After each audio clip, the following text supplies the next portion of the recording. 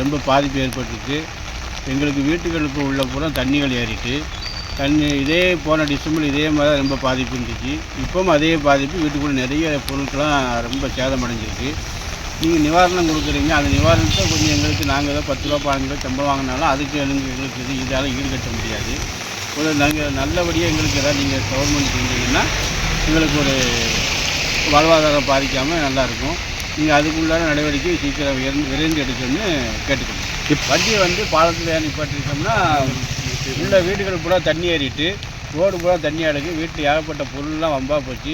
தண்ணியும் வண்டிக்குள்ளே ஏறிடும் சொல்லி தண்ணிக்குள்ளே வண்டி ஏறின்னு சொல்லி வண்டியை பாதுகாப்பாக இந்த ரோட்டில் நிப்பாட்டியிருக்கோம். போன வருஷம் டிசம்பரில் இதே மாதிரி நிவாரணம் கொடுத்தீங்க. அந்த நிவாரணத்தை எங்களுக்கு கொஞ்சம் விரைந்து கொடுக்கணும்னு கேட்டுக்கொள்கிறோம். அதே மாதிரி எங்களுக்கு நிறைய பாதிப்பு ஏற்படாத அளவுக்கு மாவட்ட நிர்வாகம் விரைந்து நடவடிக்கை எடுக்கணும்னு கேட்டுக்கொள்கிறோம். என் பேர் மாறி.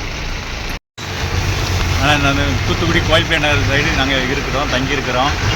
ஏரியாவில் இந்த அளவுக்கு தண்ணி வீடுகளிலே தங்க ஆரம்பிச்சு, வீடுகளில் உள்ள பொருட்கள் அவ்வளோ நாங்கள் வெளியேற்ற முடியல.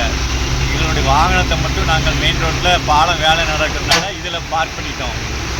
வருஷம் இதே மழை எங்களுக்கு இந்த டிசம்பர் மாதங்களில் இதே தான் பண்ணுது. அதனால் நிர்வாகம், மாவட்ட நிர்வாகம் வருஷம் இந்த மழைநீர் தேங்காத அளவுக்கு எங்களுக்கு நீங்கள் கொஞ்சம் உதவி செய்யணும். அதுக்கான ஏற்பாடுகளை கொஞ்சம் விரைந்து நடவடிக்கை எடுங்க. மற்ற அத்தியாவசிய பொருட்கள் கிடைக்கிற அளவுக்கு நீங்கள் கொஞ்சம் உதவி பண்ணுங்கள். அதாவது இங்கே எல்லா வீடுகளில் உள்ள வயசானவங்களாம் தங்க முடியாத அளவுக்கு தண்ணீர் தேங்கியிருக்கு. அதனால் அவங்க ஒரு நிவாரண ஏரியாவில் தங்குற மாதிரி ஒரு ஏரியா ரெடி பண்ணி கொடுத்து அவங்களாம் தங்க வைக்கணும். அதுக்குள்ள தேவையான அத்தியாவசிய பொருட்கள்லாம் ரெடி பண்ணி தாங்க. உங்கள் பேர்? பாலு.